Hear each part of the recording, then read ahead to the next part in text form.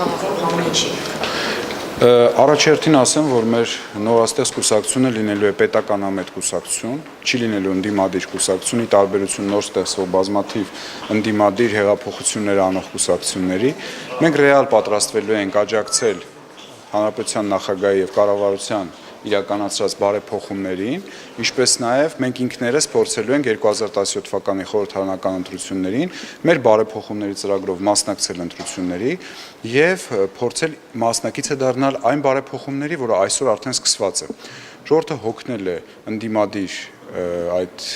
անվանումներից եւ նման կոչերից, որոնք որևէ արդյունք չեն տալի։ Մենք համախմբել ենք երիտասարդ թիմ, հիմնականում երիտասարդներ են, ովքեր որ շուտով կդառնան ավելի հայտնի, քան իրենք եղել են, տարբեր մասնագիտությունների տեր մարդիկ, ովքեր շատերը սովորել են արտերկրներում եւ ուզում են ապրել եւ արարել Հայաստանում։ Մեր կարգախոսն է քեզ համար Հայաստան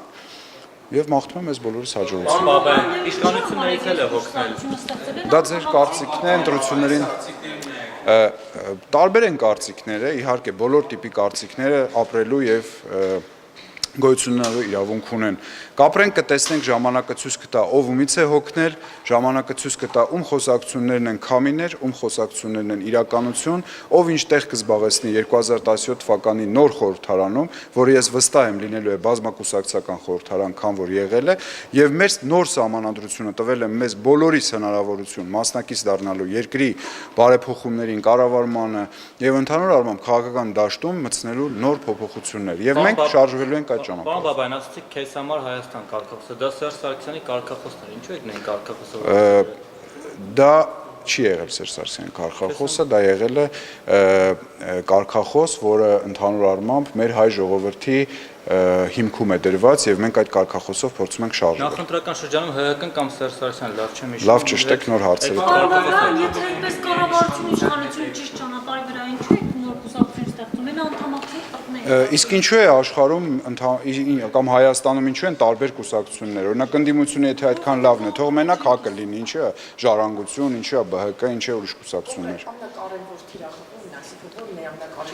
Մենք պետք է աշխատենք մեր երկրի տնտեսական զարգացման աջակցության վրա։ Մեր գլխավոր խնդիրն է բարելավել երկրի քաղաքացիների կյանքը եւ իրենց ապահովությունը, որպեսզի վաղվա ապագան մեր քաղաքացիները տեսնեն ավելի վստահ, ավելի լավ, ավելի քաղաքակիրթ Հայաստանում եւ դրա համար մենք ջանք չենք խնայելու աշխատելու համար։ Մենք պատրաստ ենք լսել նաեւ ձեր եւ բոլորի քննադատությունները, գիտեմ ինչքան քննադատություններ են, բայց մենք քննադատությունից չենք վախենա։ Բավականին իսկայնորեն իշխանության հետ եք տեսնում համագործակցությունը, թե այնուամենայնիվ կան ընդդիմադիր ուժեր, որոնց հետ պատրաստ։ Մենք հրճակում ենք պետականամետ քաղաքական ուժ, որը սատարելու է